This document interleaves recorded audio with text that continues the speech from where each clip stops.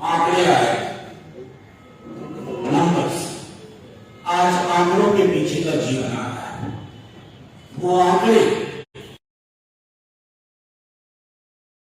अगर उन आंकड़ों के पीछे की जिंदगी क्या है, उसकी हकीकत क्या है, आज वो सब उजागर। इससे पहले कि कुछ बातें रखूं और बाद में आपके सवाल लूं, मैं इस बात के लिए बधाई देना चाहता हूं यहाँ की सरकार को, जिसने बड़ी शिद्दत से न्यायालय में गया तो देश के सबसे बड़े कानून के अधिकारी जो बिना पीएमओ की इशारे के वो कोई निर्णय नहीं ले सकते, वो सुप्रीम कोर्ट पहुंचे और उन्होंने अवरोध उत्पन्न करने की कोशिश की। एक दिन में 28 अगस्त को 2 एफिडेविट जाते और वो 2 एफिडेविट बता रहा था कि क्यों प्रधानमंत्री जी और उनकी पार्टी इन आंकड़ों के पीछे के जीवन से असहज है, उन्हें ये आंकड़े नहीं चाहिए। बहरहाल ये जीवंत आंकड़े आपके समक्ष हैं, जीवंत आंकड़े आपके समक्ष। एक चेहरा इसका चाहिए, मेरा नहीं। ये आंकड़े देश भर में होते तो बेहतर होता, लेकिन हमारे राज्य में, और इसने पूरी कहानी बता दी है हमारे विकास की। इसे पूरी कहानी बता दी है कि वंचित और पिछड़े क्यों हर जगह वंचित किए जा रहे हैं, बहिष्कृत किए जा रहे हैं। इसने ये बता दिया जो कई हमारे साथी कहते थे हमारा अंक इतना कम क्यों। मैं बार बार हमारे दल के लोग कह रहे हैं कि ये जो विजिबिलिटी है 90 से, तभी आप राजनीति के समावेशी चरित्र को देख पाएंगे। क्या हुआ, क्यों नहीं दिखते हैं, क्या उन्हें दिखना नहीं चाहिए, क्या उनकी मौजूदगी नहीं होनी चाहिए? अगर उन्हें दिखना चाहिए, उनकी मौजूदगी होनी चाहिए, तो आपको इस दायरे को बढ़ाना होगा, क्योंकि इसमें अब कोई संवैधानिक अड़चन भी नहीं है। मैं उद्धृत करना चाहता हूं माननीय सर्वोच्च न्यायालय का, जब 10% EWS पे उनकी जेल हो रही थी, तो उन्होंने कहा कि अब सामी जजमेंट और बालाजी जजमेंट का कोई मतलब नहीं है, क्योंकि सीलिंग क्रॉस हो गई है। 49.5 को आपने 59.5 कर दिया। जब इतना बड़ा दस्तावेज आया, जिस दस्तावेज में ये बताया जा रहा है कि सरकारी क्षेत्र में क्या हालात है, गैर सरकारी यानी कि प्राइवेट संगठित क्षेत्र में चलाने के लिए यहां तक बदलाव की जरूरत है, तो मैं समझता हूं कि राष्ट्रीय जनता दल ने जो लालू जी के टाइम से शुरुआत की थी, आज वक्त आ गया है कि हम सामूहिक रूप से या अपनी ही सरकार से मांग करें और केंद्र की सरकार को कहें कि आरक्षण इसे प्राइवेट सेक्टर में भी लिया जाए, क्योंकि प्राइवेट सेक्टर एक छद्म चीज है जिसको सरकार से जमीन उपलब्ध हो, टैक्स हॉलीडेज हो, टैक्स में एग्जेम्पशन हो, कई और तरह की रियायत हो, उसको पूरी तरह आप प्राइवेट नहीं कर सकते।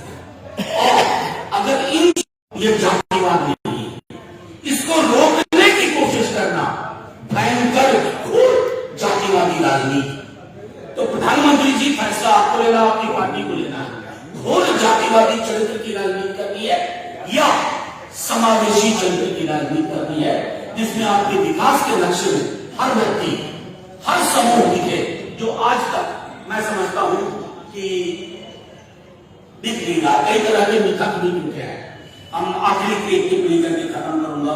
कई तरह के मिथक टूटे हैं दिल्ली में, फलानी जगह, यहाँ भी कि अरे यादव पूर्वी ये लोगों ने सब ले लिया वगैरह वगैरह। ये आंकड़ा कर ये कलई खोल दे रहा। वही ने कहा कि जो दिखाया जाता है वो सच नहीं होता, और जो दिखता है उसका आंकड़ा बड़ा नहीं होता, जो नहीं दिखता है उसका आंकड़ा बड़ा होता है। 90 को 10 से दुश्मनी नहीं है, समन्वय की राजनीति होगी, लेकिन 10 को भी ये स्वीकार करना होगा कि 90 की हकीकत तो सबसे पहले एड्रेस करने की जरूरत है, उसको संभालने की जरूरत है, उसको आधार देने की जरूरत है। भूमिहीनों का आंकड़ा देखिए, मतलब मैं इसमें से कुछ आंकड़े आपके समझ रहा हूं। ये डॉक्यूमेंट हमको लगता है संभवतः कल तक उपलब्ध हो जाएगा, आप जोड़ेंगे।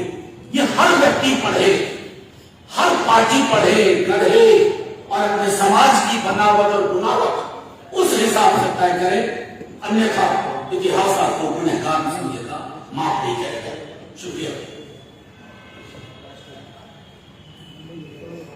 अगर इन लोगों को सही बात है आपने स्पष्ट कर दी तो जी एक कांटा फिर आकर के रुक जा रहा है आरक्षण पे। क्या तमिलनाडु मॉडल बिहार में लागू होगा? क्या आपकी सरकार इस सत्र में आरक्षण पे बहस करेगी? आरक्षण बढ़ाने कोई आपको यकीन नहीं, इसको कांटा मत कहिए, कांटा से रुक जा रहा है नहीं, ये कांटा रुकेगा नहीं। ये हाईली पावर्ड बैटरी है, कांटा चलता रहेगा। जितनी चीजें आप कह रहे हैं उससे ज्यादा होगा। कुछ तो संवैधानिक होगी आरक्षण वगैरह को लेकर के, पर अभी हमने सुना कि माननीय मुख्यमंत्री जी ने केंद्र से भी मांग की, क्योंकि अब ये बिहार का डॉक्यूमेंट रहा ही नहीं। पूरे देश का बहुजन आबादी को अपना निर्धारण आंकड़ों के पीछे का जीवन चाहिए। आरक्षण के दायरे के बढ़ाने की बात भी होगी, उसी के अनुरूप विद्यालय, विश्वविद्यालय, स्वरोजगार, तमाम चीजों इनको जहां तक मैं समझता हूं इस आबादी को जो एक संबल चाहिए, खराब नहीं संबल चाहिए, इस आबादी को 5 किलो राशन नहीं चाहिए, राशन पैदा करने की ताकत चाहिए। यदि कोई सवाल? बीजेपी तो कह रही कि आकर पर क्या सुधार हो जाए? आरक्षण देने से थोड़ा सुधार तो हुआ है, और अगर आरक्षण से सुधार, एक सेकंड, आरक्षण को पहले समझना जरूरी है। हमारे बीच में से अधिकांश लोगों को ना आरक्षण ऐसा लगता है कि जैसे ये अनयूजुअल सी चीज है, अप्राकृतिक है। अगर आप देखें कि आरक्षण क्यों, आरक्षण के मूल में होता है रिप्रेजेंटेशन, यानी कि दिखना, प्रतिनिधित्व। अगर दिखेंगे भी थोड़ा तो बदलाव हुआ है, अनुसूचित जाति, जनजाति, ओबीसी, लेकिन ये क्योंकि अगर पूर्वाग्रह बिहार में कई दफा मैं तो विश्वविद्यालय में रहता, चयन प्रक्रिया होती है, लिख दिया जाता है नाम फॉर्म सूची, ये सामान्य वर्ग में नहीं लिखा जाता है, ये दलितों पिछड़ों की नियुक्ति के वक्त लिखा जाता है। और मेरा मानना है कि जो नाम फॉर्म सूची उसको पता होता है इस अपमान का बदला कैसे लिया जाए, इसका प्रतिकार कैसे किया।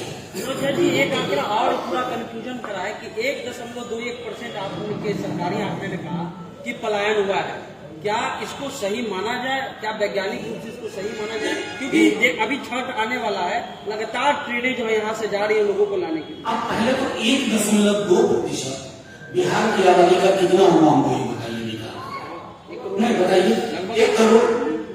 1 करोड़ की आबादी में अगर 50,000 से 1 लाख भी आएंगे आपके यहाँ छठ में, तो भीड़ तो दिखेगी ना।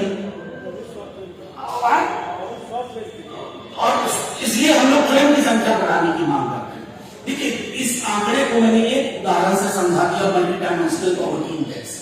वो जो नीति आयोग का आंकड़ा है और जो यहाँ का आंकड़ा है, दोनों में साम्य है। दूसरा मैंने आपको ये बताया कि कई लोग जो कहते हैं हमारा कम करके दिखा दिया, साहब वो बात नहीं है। आप दिखते हैं बाजार में, न्यायालय में, विद्यालय में, आपको ये एहसास होता है आप बहुत हैं, आपका एहसास आप ही आप हैं, और आपका एहसास दुनिया की एहसास नहीं है, हकीकत का एहसास सही है। तो बीजेपी नेता जब ये बात सही है तो बीजेपी नेता ने तो क्यों कह रहे थे बिहार में जातिवाद ज्यादा फैला रहे हैं? मैं बिहार में रही होंगी, बिहार की है मैं नहीं जानता।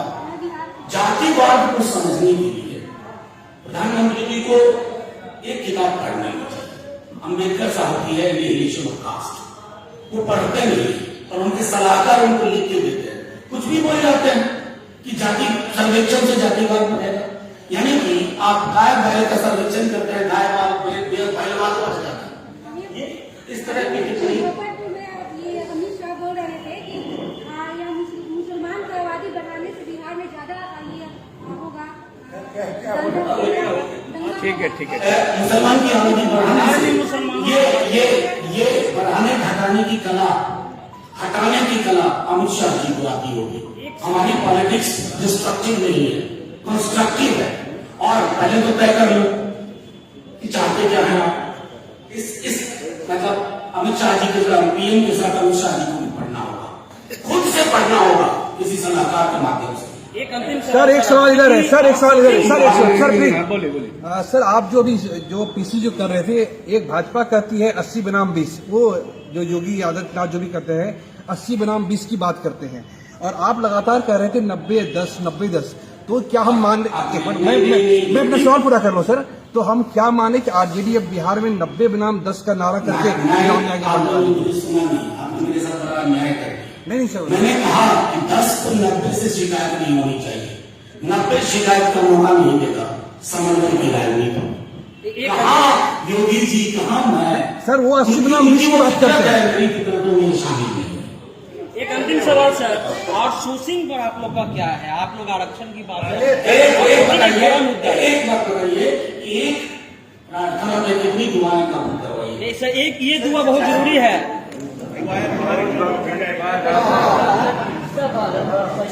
एक मिनट उठिएगा अभी अभी। सर दिखा दीजिए सर, दिखा दीजिए सर, दिखा दीजिए एक बार सर, इधर मनोज जी लोगों में कभी हटाओ यार तुम लोग।